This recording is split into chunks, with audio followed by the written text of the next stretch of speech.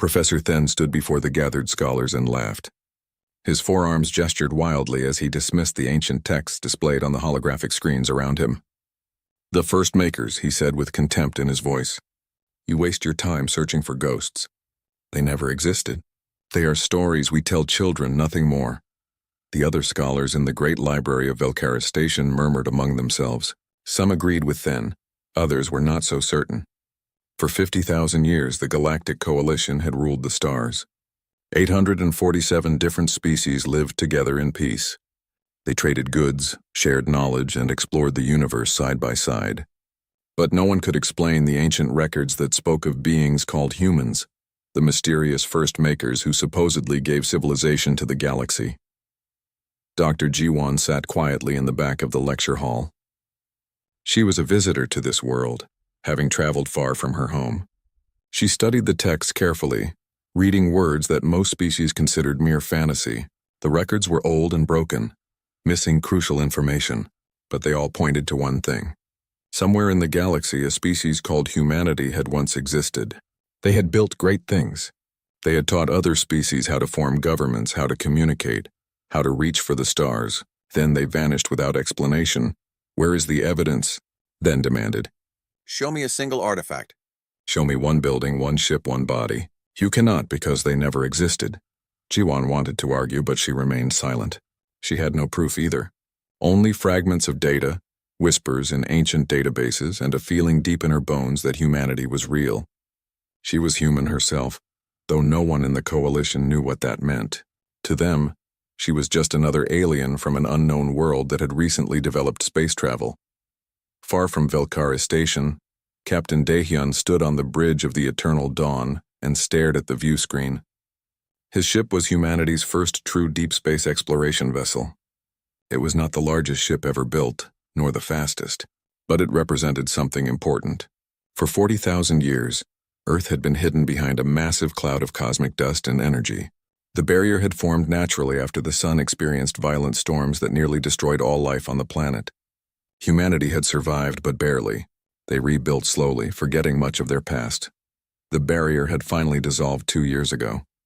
For the first time in millennia, Earth's sun shone clearly in the galaxy. Humanity looked up at the stars and wondered what was out there. They built ships. They developed faster than light travel through years of difficult research. And now Daehyun's crew was making first contact with whatever civilizations existed beyond their home. "Captain," Lieutenant Minho said from the tactical station, "I'm detecting a ship. Unknown design. It's not responding to our hails." Daehyun leaned forward in his chair. "Keep trying. Use all frequencies. Engineer Yuna, make sure our translation programs are ready." Yuna's fingers danced across her console. "Ready, sir. If they use any mathematical or logical communication structure, we should be able to establish basic dialogue." The alien ship was large, 3 times the size of the Eternal Dawn. It had a smooth, organic appearance, as if grown rather than built. Lights pulsed along its hull in patterns that might have been decorative or functional. It moved slowly, scanning the space around Earth's solar system with powerful sensors. Finally, a response came. The translation program worked quickly, converting alien sounds into words humans could understand. "Unknown vessel. This is Coalition Survey Ship Brightness of Tomorrow. Identify yourself and your world of origin." Daehyun stood. He straightened his uniform and nodded to Minho, who opened the communication channel. "This is Captain Daehyun of Earth Vessel Eternal Dawn. We come in peace. We are explorers from the planet Earth, 3rd planet of the star you may know as Sol." There was a long pause. When the alien voice returned, it sounded confused. "Earth, Sol? These designations are not in our database. You have achieved faster-than-light capability recently?" "Within the last 200 years, Daehyun confirmed. "We have been isolated. We wish to learn about other civilizations and share knowledge." Another pause. Then the alien voice took on a formal tone. "On behalf of the Galactic Coalition, we welcome you to the wider galaxy. You are granted probationary species status. This means you may observe our society and learn our ways. In time, if you prove peaceful and responsible, you may apply for full membership. We will escort you to the nearest coalition station." Daehyun felt excitement and nervousness in equal measure. Humanity was not alone. An entire civilization of species existed out there, working together. But they treated Earth as primitive, as newcomers who needed guidance. They did not know that humans had once walked these same stars thousands of years ago. They did not remember. The eternal dawn followed the alien ship through multiple jumps across space. Each time they emerged in a new system, Daehyun saw wonders. Massive stations orbiting gas giants, planets with cities that glowed from orbit, ships of 1,000 different designs moving in careful patterns like schools of fish. The coalition was vast and ancient, but something felt wrong to Daehyun.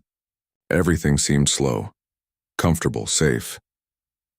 When they finally docked at Valkyrie Station, Daehyun and his crew were given rooms and access to public areas.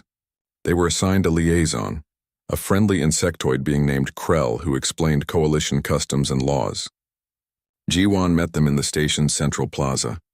She had been living among the coalition for 3 months, studying their libraries and learning everything she could. "Captain," she said quietly when they had a private moment, "I found something. The ancient texts mention a species that matches our description perfectly. They called them the First Makers. But everyone here thinks it's mythology. They don't believe we existed." Daehyun felt a chill run down his spine. What happened to humanity? Why don't they remember us? Jiwon shook her head. The records are incomplete. There was some kind of catastrophe 50,000 years ago, something called the Great Severing. Communications across the galaxy failed. Civilizations collapsed. When the coalition reformed, humanity was gone. They rebuilt without us. Over time, we became legends. Then myths. Now most species think we never existed at all. Minho joined them, looking troubled. "I've been listening to news broadcasts. There's trouble on the frontier. Something is attacking coalition worlds. They're calling the enemy the Ravagers. 23 planets have been destroyed in the last 6 months. How is the coalition responding?" Daehyun asked. "They're not," Minho said. "At least not effectively. They're running away, evacuating worlds instead of fighting. They've forgotten how to wage war." Daehyun looked out through the massive windows of the station. Thousands of beings from hundreds of species walked past, living their peaceful lives. They had no idea that humanity, the species they thought was mythical, had returned. And they had no idea that humanity remembered something the galaxy had forgotten. They remembered how to fight, somewhere beyond the edge of coalition space. In the darkness between stars, the Ravagers gathered their strength. Their hive-mind consciousness felt no mercy, no doubt. They existed only to consume, to spread, to destroy. They had tasted coalition worlds and found them weak. More would fall. Nothing could stop them. But they had not yet encountered humanity. They did not know that myths could bleed. They did not know that legends could carry weapons. They would learn soon enough. Ambassador Solman arrived at Valkyrie Station 3 weeks after first contact. She carried Earth's hopes with her, along with a small diplomatic team. The coalition had invited humanity to send a representative to observe their government and learn their ways. Solman was chosen because she understood politics and could speak carefully. She was also chosen because she asked hard questions that others avoided. The Coalition Council chamber was enormous. Representatives from 847 species gathered in a circular room that seemed to stretch forever. Each species had their own section with specialized seating, atmosphere, and gravity. Translator devices hummed constantly, converting thousands of languages into something everyone could understand. Solman sat in the observer's gallery watching with careful eyes. The current discussion was about the Ravagers. A holographic display showed the most recent attack. A world called Thenophore had been home to 4 million beings. The Ravagers arrived without warning. Their ships, massive organic things that looked like they were grown from dark meat and bone, descended upon the planet. Within hours, everything was gone. The cities were consumed. The people were consumed. Even the oceans were drained away. All that remained was a dead rock floating in space.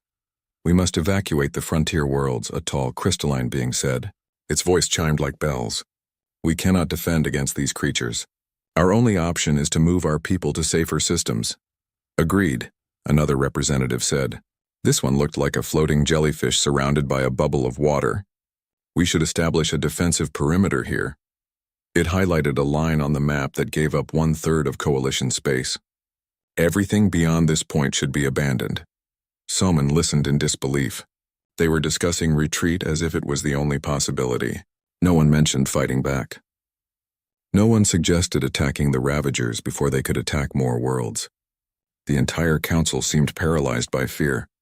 A voice cut through the discussion. It belonged to a Velkari named Vren, who served as the Coalition's chief archaeologist. Perhaps we are approaching this incorrectly. Our military has not fought a real war in 40,000 years. We have peacekeepers and defense forces, but we have no warriors. We have forgotten how warfare works. What are you suggesting? The council leader asked. Her name was Thes, a being made of living metal who had served for 300 years. Vren activated his own display. Ancient text appeared, written in a language most species could not read. I have been studying the old myths, the stories of the first makers. We always assumed they were fiction, but I found something interesting. A data cache hidden in the ruins on Kelrath 7. Inside were genetic sequences. I compared them to the new species that recently made contact. The humans from Earth. The chamber fell silent. Every representative turned their attention to Vren. The genetic markers match perfectly. Vren continued. The first makers were not myths. They were humans, and they have returned. Chaos erupted in the council chamber. Some representatives shouted in denial. Others demanded to see the proof. Soman felt every eye in the room turn toward her. She stood slowly, keeping her composure even though her heart raced. Is this true? Tess asked, her metallic voice carrying across the chamber. Are your people the first makers from our legends? Soman chose her words carefully. We do not know all of our history. Earth experienced a great catastrophe long ago. Much was lost. But our oldest records speak of a time when humanity traveled the stars and met many species. If your legends speak of beings who helped civilizations grow and thrive, then yes, we may be the same people. The chamber remained silent. Then slowly Thes spoke again. The legends say the first makers were master strategists. They understood warfare in ways we never did. They could defeat any enemy through cunning and courage. She paused. We need that knowledge now. The Ravagers will not stop until they have consumed everything. We are losing this fight because we do not know how to win. Another representative stood. You cannot be serious. These humans are a primitive species that just developed space travel. They have no advanced weapons, no powerful ships. What can they offer us? Commander Tajin's voice came through the communication system. He had been listening from Earth. We offer something you have lost. The will to fight. The knowledge of strategy and tactics. The understanding that sometimes to protect what you love, you must be willing to destroy what threatens it. Within days, a formal request came from the Coalition Council. They offered humanity full membership immediately if Earth would help them fight the Ravagers. They needed military advisors, tactical specialists, and warriors who remembered how to wage war. Earth's government debated for exactly 1 hour. Then they agreed, not because they wanted power or status in the Coalition. They agreed because 4 million beings had died on Thena-4, and more would die if no one stopped the Ravagers. Captain Daehyun was promoted to Admiral. He was given command of a Coalition task force with one simple mission: learn how to fight. He brought together officers from dozens of species and began teaching them things that seemed obvious to humans, but alien to everyone else. War is not about having the biggest guns, Daehyun explained to a room full of confused Coalition officers. It's about using what you have in the smartest way possible. It's about deception, making your enemy think you're weak when you're strong, making them think you'll attack from the left when you attack from the right. It's about understanding your enemy's weaknesses and exploiting them without mercy. A Velkari officer raised one of his 4 hands. But that seemed dishonorable. Deception is considered wrong in Coalition culture. Deception keeps your people alive, Daehyun said firmly. Honor is meaningless if everyone you love is dead. The Ravagers don't care about honor. They only care about consuming, so we must care about winning. Pilot Hyejin arrived from Earth with the first wave of human military personnel. She was young, but had trained her entire life for space combat. She took control of Coalition fighter squadrons and immediately saw the problems. They flew in perfect formations following rigid procedures. They never took risks or tried unexpected maneuvers. You're flying like machines, Hyejin told her new squadron after watching their practice runs. Predictable. Easy to counter. Watch me. She took her fighter and dove toward a training drone at full speed. At the last moment, she cut her engines, flipped her ship upside down, and fired while drifting past. The drone exploded. She relit her engines and pulled away in a tight spiral. that would have torn a less skilled pilot apart. The squadron stared in amazement. That was reckless, one pilot said. That was effective, Hyejin corrected. The Ravagers won't expect it because you've never done it before. Unpredictability is a weapon. Use it. Dr. Sunwoo arrived with Earth's research team. He examined Ravager biology from the few samples the Coalition had recovered. His approach horrified the Coalition scientists. He suggested weapons that would cause maximum pain and suffering to the Ravagers. He designed attacks that targeted their reproductive systems, their communication nodes, their food processing organs. This is cruel, a Coalition scientist protested. This is war, Sunwoo replied coldly. They don't show mercy to the beings they consume.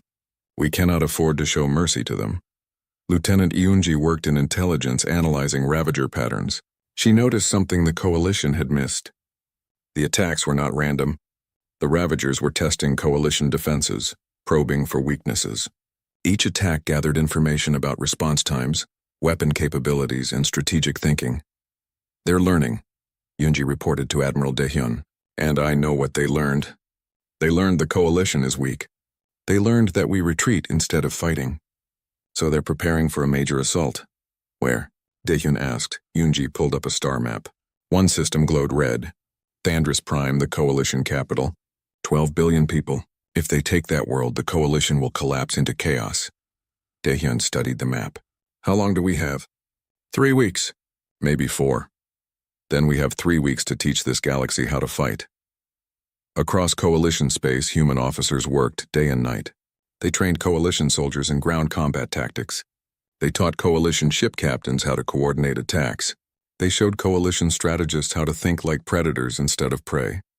The Coalition military numbered 3,000 ships. They were powerful vessels with advanced shields and weapons. But their crews had never faced real combat. They had never experienced the chaos of true battle. They had never been forced to make the terrible choice between saving themselves or saving others. Earth's defense fleet prepared to join them.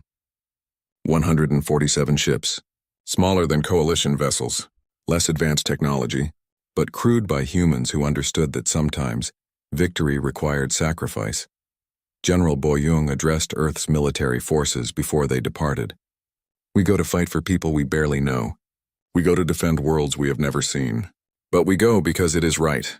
Because if we do not stand against the darkness, it will consume everything, including Earth, including humanity. So we fight not just for the Coalition, but for our future. The combined fleet gathered at Thandris Prime. 3,000 Coalition ships surrounded the planet in defensive formations. The training continued with increasing urgency.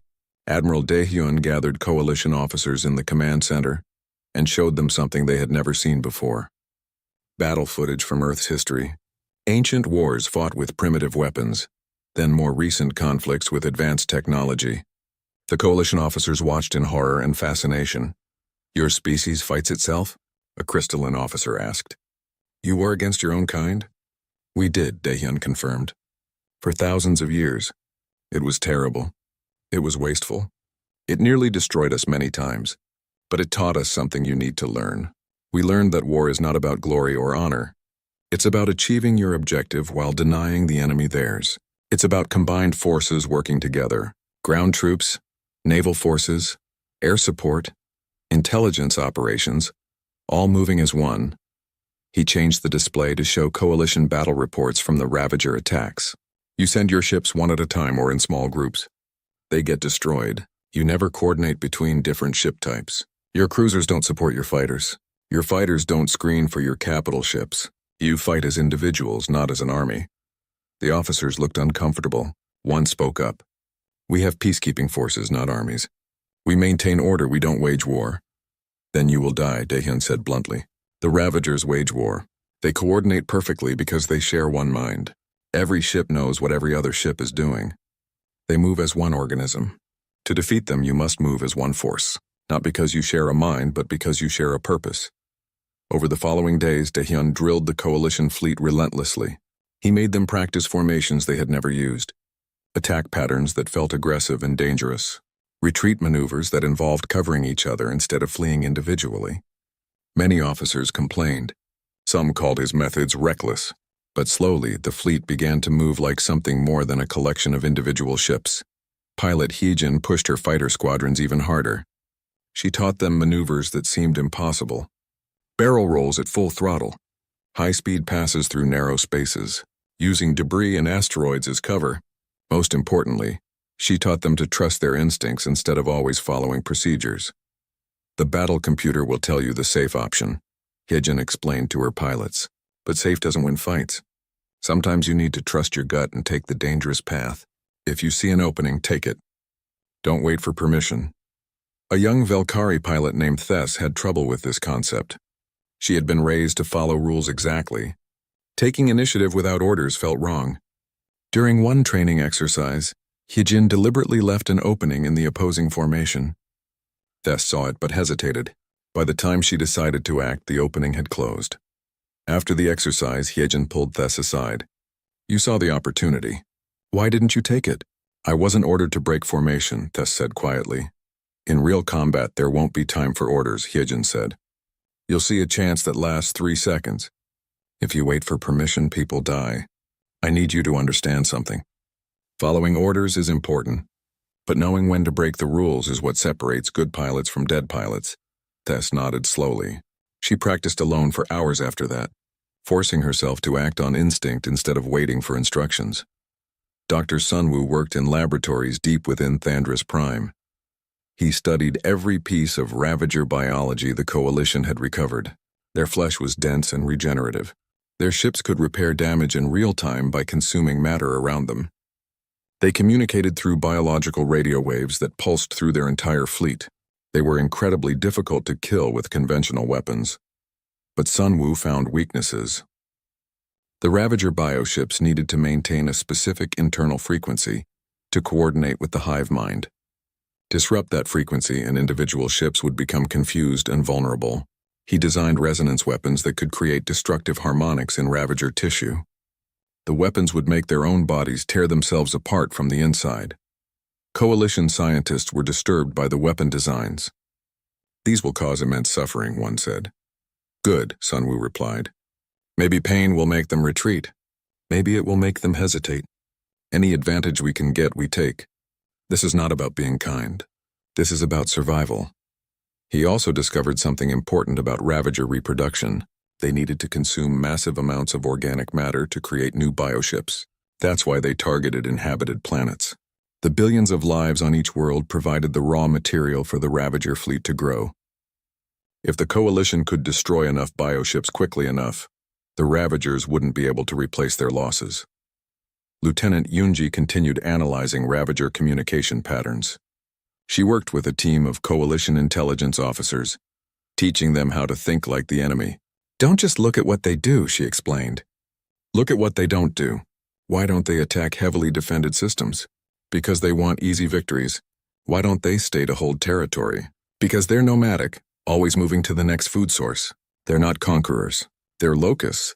She built a predictive model of Ravager behavior. It showed exactly when they would arrive at Thandris Prime and what formation they would use. The Coalition officers were amazed by her accuracy. How can you be so certain? One asked. Because they've done the same thing 23 times before, Yunji explained. They don't change tactics because they've never needed to. Every world has fallen the same way. But we're going to change that pattern. We're going to show them that this galaxy can bite back. General Boyong prepared ground forces for planetary defense. The Coalition had evacuated most of Thandris Prime's civilian population, but 12 billion people could not be moved in 3 weeks. Millions remained in sheltered cities, hoping the battle would stay in space. Boyong knew better. Some Ravagers would reach the surface. When they did, they would need to be stopped. He trained Coalition ground forces in urban warfare, fighting in cities using buildings as cover, setting traps and ambushes. The Coalition soldiers had never fought this way. They were used to peacekeeping, not killing. Boyong had to break them down and rebuild them as warriors. Every street is a battlefield, Boyong told them. Every building is a fortress. The enemy will come in waves trying to overwhelm you with numbers. You cannot retreat. Behind you are civilians who cannot defend themselves. You are the wall that protects them, and walls do not move. He organized the forces into units that could support each other, heavy weapons teams on rooftops, sniper positions in high buildings, mobile squads that could respond to breaches. He established supply lines and medical stations. He turned Thandris Prime's capital city into a fortress. Admiral Daehyun brought all the human commanders together 1 week before the Ravagers were expected to arrive. They gathered in a secure room away from coalition observers. Daehyun looked at each of them. Hijin, Sunwoo, Yunji, Boyoung, Commander Taejin, who led Earth's fleet. These were the people humanity had sent to fight. The coalition doesn't understand what we're about to do, Daehyun said quietly. They think war has rules. They think we'll fight the Ravagers and either win or lose, and then everything will go back to normal. They don't understand the cost. They'll learn, Taejin said grimly. When the shooting starts, they'll see what war really means. Some of us won't survive this, Daehyun continued. The coalition has 3,000 ships. We have 147. We're outmatched in technology and numbers. The only advantages we have are training and the willingness to do what needs to be done.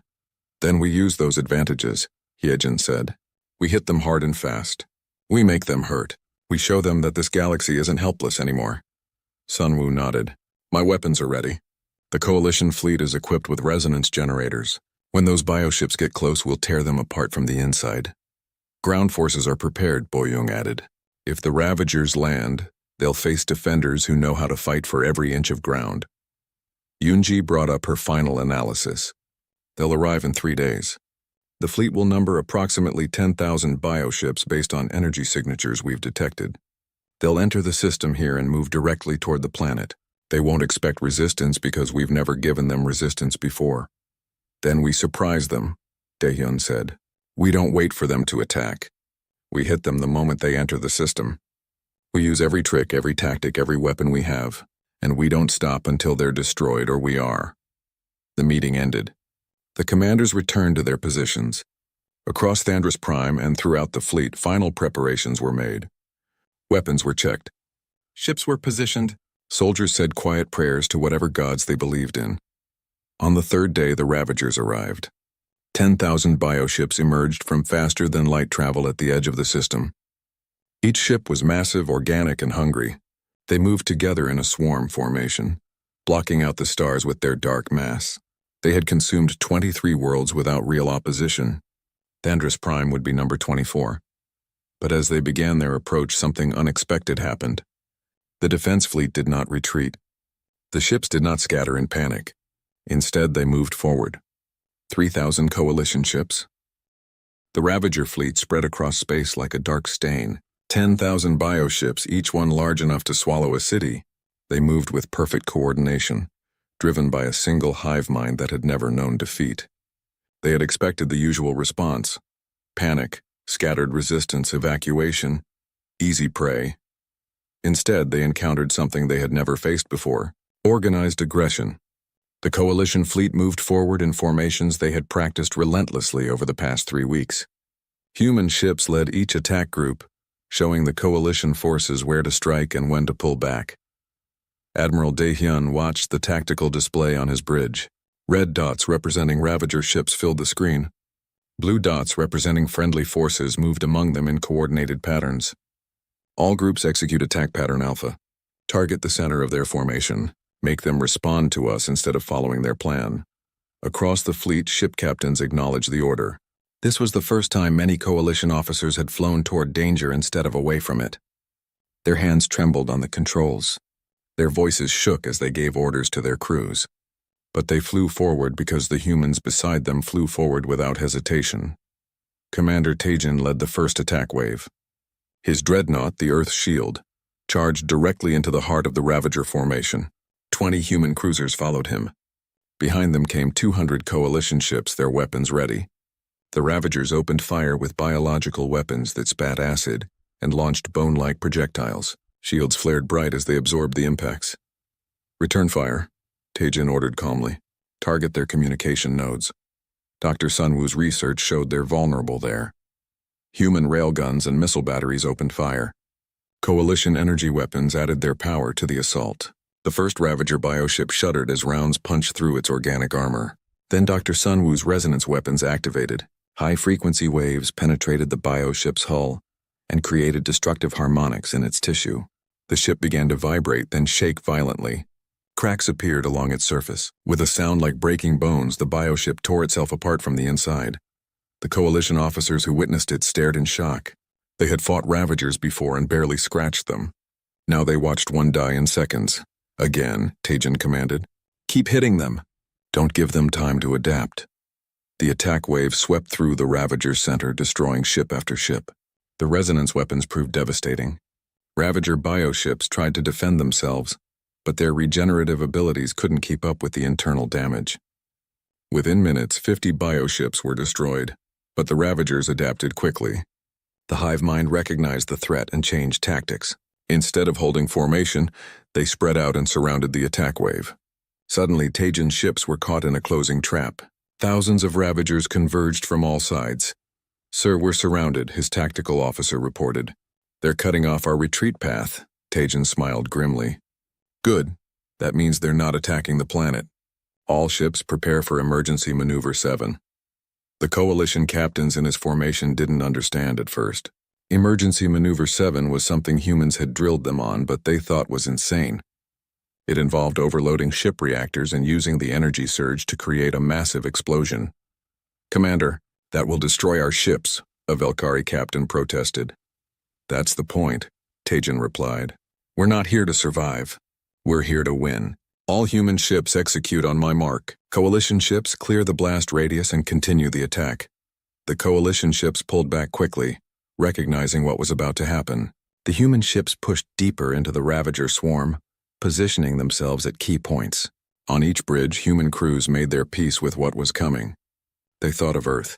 They thought of the billions of lives depending on them. They thought of the Coalition species who would remember this day. For those who come after us, Tajin said quietly. Then he gave the final order. Execute. 21 human ships, including the Earth shield, overloaded their reactors simultaneously. The explosions lit up space like miniature suns. The blast waves ripped through hundreds of Ravager bioships at point-blank range. Organic armor melted. Communication nodes burned. The carefully coordinated hive mind formation turned into chaos as nearly 200 bioships died in an instant. On the bridge of his flagship, Admiral Daehyun watched the tactical display. 21 blue dots vanished.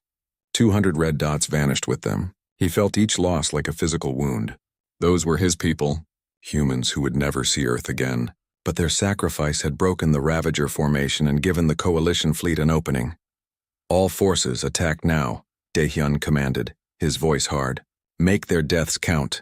The entire Coalition fleet surged forward. 3,000 ships attacked as one coordinated force. They had learned from the humans. They didn't fight as individuals anymore. They fought as an army. Cruisers supported battleships. Fighters screened for capital ships. Every attack was coordinated. Every maneuver practiced. Pilot Hyejin led her fighter squadrons through the chaos. She had 400 fighters under her command, human and Coalition mixed together. They flew through the debris field left by the suicide attack, using the wreckage as cover. Ravager bioships tried to target them, but the fighters moved too fast, too unpredictably. Remember your training, Hyejin called over the squadron channel. Don't fly straight. Don't be predictable. Make them work for every shot. She demonstrated by diving toward a Ravager bioship, then cutting her engines at the last moment. Her fighter drifted past while still firing, raking the bioship's hull with weapons fire. Behind her, the rest of the squadron copied her move. 40 fighters attacking one target, all from different angles, all unpredictable. The bioship tried to defend itself but couldn't track so many erratic targets. It died under concentrated fire. The young Velkari pilot Tess flew beside Hyejin. She had learned her lessons well. When she saw an opening in the Ravager formation, she didn't hesitate. She broke formation, dove through the gap, and destroyed a bioship's communication node before it could react. 3 other fighters followed her lead, and together they eliminated the target. Good kill, Tess, Hyejin transmitted. That's what I've been teaching you. Trust your instincts, but the battle was far from over. Despite heavy losses, the Ravagers still outnumbered the defense fleet. They adapted their tactics, learning from each exchange. They began targeting human ships specifically, recognizing them as the greatest threat. More blue dots disappeared from the tactical display. A group of Ravager bioships broke through the orbital defense line and began their descent toward Thandris Prime. General Boyong watched from the surface as dozens of massive shapes entered the atmosphere, burning like dark meteors. They would land in minutes and then the ground battle would begin. All units prepare for contact, Boyong transmitted. Remember your training. Hold your positions. Make them fight for every street. The first bioship crashed into the capital city's northern district. It tore through buildings like they were paper, crushing everything beneath its bulk. Then it began to split open, releasing thousands of Ravager ground units. They looked like insects merged with nightmares. Each one was driven by the same hive mind, moving with perfect coordination. Coalition ground forces opened fire. Heavy weapons hammered the Ravager swarm. Explosions ripped through their ranks. But they kept coming, pouring out of the bioship like a flood of chitin and teeth. They crashed against the defensive lines like a wave against a wall. Hold the line, Boyong commanded. Do not retreat. Human soldiers fought alongside coalition troops. They showed by example what it meant to stand firm under pressure. When Ravagers broke through the initial defenses, human squads counterattacked immediately. They used the urban terrain perfectly, ambushing from buildings, setting traps in narrow streets, using explosives to collapse structures on enemy formations. A coalition unit began to fall back under pressure. Their position was being overrun. Boyong personally led a relief force to their location. He arrived to find panicked soldiers retreating in disorder. Ravagers were close behind them. Stop running, Boyong ordered. Form up here. Now. Something in his voice and his absolute certainty made them obey. They formed a defensive line across the street. Boyong positioned them quickly, putting heavy weapons where they would do the most damage. When the Ravagers rounded the corner, they ran directly into concentrated fire. The narrow street became a killing zone. Bodies piled up, forcing the Ravagers to climb over their own dead. The line held. In orbit, the battle continued to rage. Dr. Sunwoo's resonance weapons had destroyed hundreds of bioships, but the Ravagers had started rotating damaged ships to the rear, while fresh ones pushed forward. They were learning to minimize casualties. The defense fleet was suffering too. Nearly 800 coalition ships had been destroyed. 40 more human vessels were gone. Admiral Daehyun knew they were losing despite their successes. The numbers were against them. Even with superior tactics and weapons, the Ravagers could simply overwhelm them through attrition. They needed something more, something unexpected. He looked at the tactical display, studying the Ravager formation. The final attack began with everything the defense fleet had left. 2,200 coalition ships and 89 human vessels formed into a single massive spearhead formation. They accelerated towards Sector 7, where the Ravager command cluster coordinated the hive mind. It was protected by 500 bioships, the largest and most powerful in the entire swarm. Admiral Daehyun stood on his bridge and watched death approach. The odds were terrible. Many ships would not survive this attack. But if they could destroy the command cluster, the Ravager fleet would lose its coordination. Individual bioships would become vulnerable, confused, easy to destroy. Everything depended on the next few minutes. Resonance weapons at maximum power, Daehyun ordered. All ships concentrate fire on the command cluster. Ignore everything else. The spearhead formation punched through the Ravager defensive line. Bioships attacked from all sides, but the fleet maintained its formation. Ships that took fatal damage kept flying forward, using their last moments to clear a path for those behind them. Coalition captains who 3 weeks ago would have retreated now flew directly into enemy fire without hesitation. Pilot Heejin and her fighter squadrons flew ahead of the main fleet, drawing enemy fire and destroying targeting nodes. They were outnumbered 50-1 but fought with the ferocity humans had taught them. When Heejin's fighter took damage and began to fail, she didn't eject. She aimed her dying ship at a command bioship's critical junction and fired her engines to maximum. "This one's for Earth," she transmitted. Then her fighter struck home and exploded, taking a massive section of the bioship with it. Her squadron saw what she had done. They understood the message. Sometimes winning required sacrifice. 12 more fighters followed her example, striking command bioships in suicide runs that opened gaps in the defensive wall. On the surface, General Boyong felt the change in the Ravager ground forces. They had been coordinated perfectly, each unit supporting the others. Suddenly they became disorganized. Units moved without purpose. Some stopped attacking entirely. The hive mind's control was weakening. "Press the attack," Boyung ordered. Hit them while they're confused. Coalition ground forces pushed forward, reclaiming territory they had lost. Human soldiers led the way, showing no mercy to an enemy that had shown none to the billions they consumed. The battle on the surface began to turn. In orbit, Admiral Daehyun's flagship broke through the final defensive layer. The command cluster was ahead, 6 massive bioships linked by biological cables that pulsed with communication signals. These were the brains coordinating 10,000 ships. Destroy them and the battle was won. All weapons fire, Daehyun commanded. Every ship in the spearhead opened fire simultaneously. Thousands of weapons struck the command cluster at once. Resonance generators created devastating harmonics. Missiles and railgun rounds tore through organic armor. Energy beams burned deep into bioship cores.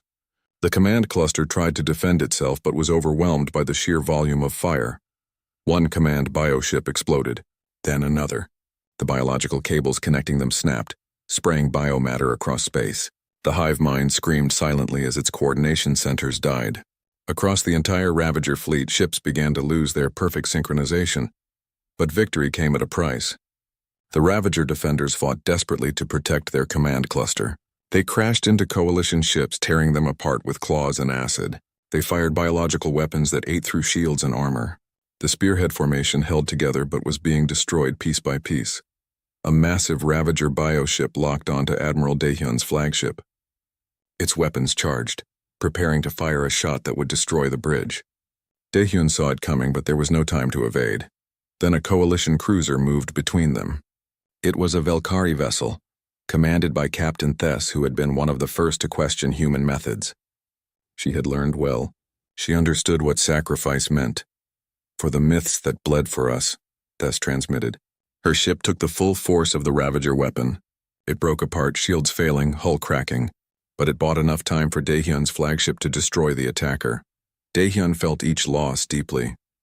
Human and Coalition alike, they were dying to protect a galaxy that had forgotten how to fight. But they were also winning. The last command bioship exploded under concentrated fire. The command cluster was destroyed completely.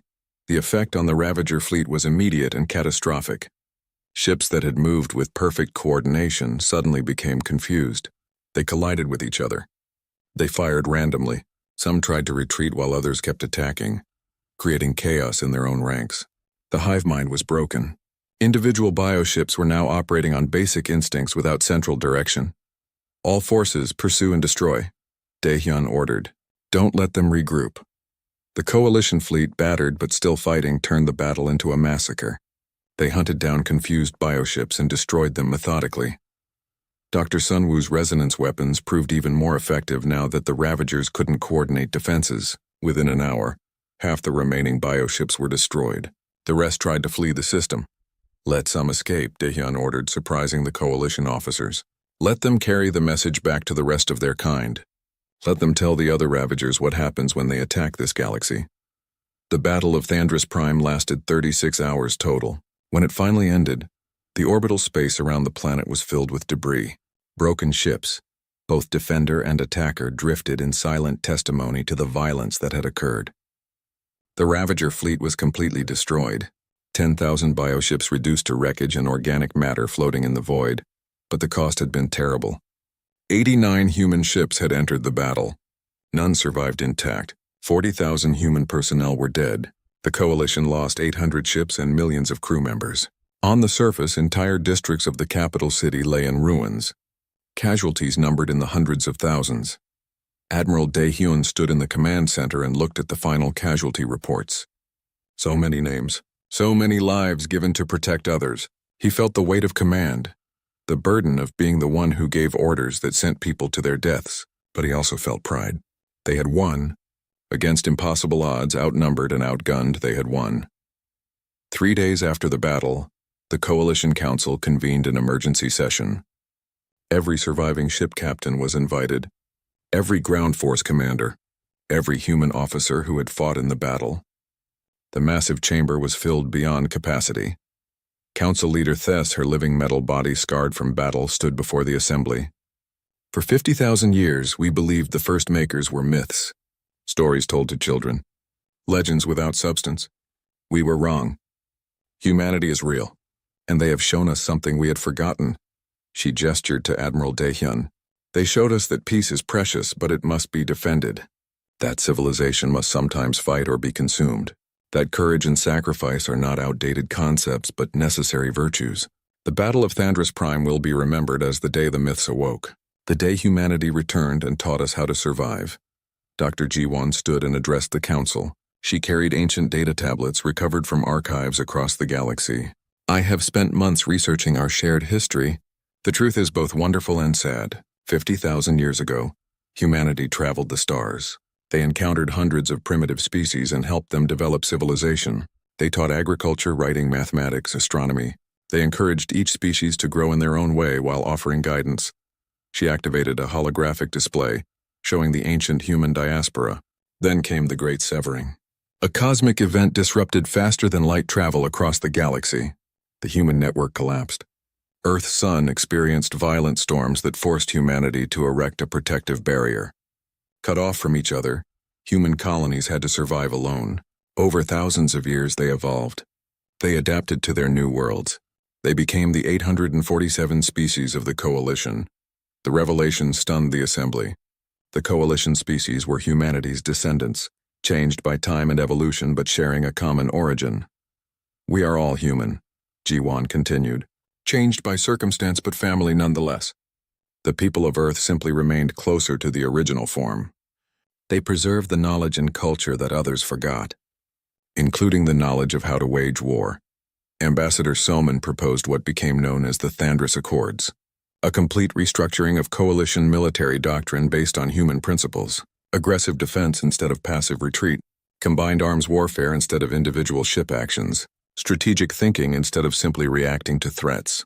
The Council approved it unanimously. Earth became the Coalition's military command center. Human officers were assigned to train every Coalition military unit. New academies were established where the art of warfare was taught openly instead of being forgotten. Pilot Hyejin, who had died in the battle, had her name given to the Premier Fighter Academy. Her sacrifice would inspire generations of pilots. General Boyoung oversaw the restructuring of ground forces across Coalition space. Defensive positions were established on vulnerable worlds. Rapid response units were created.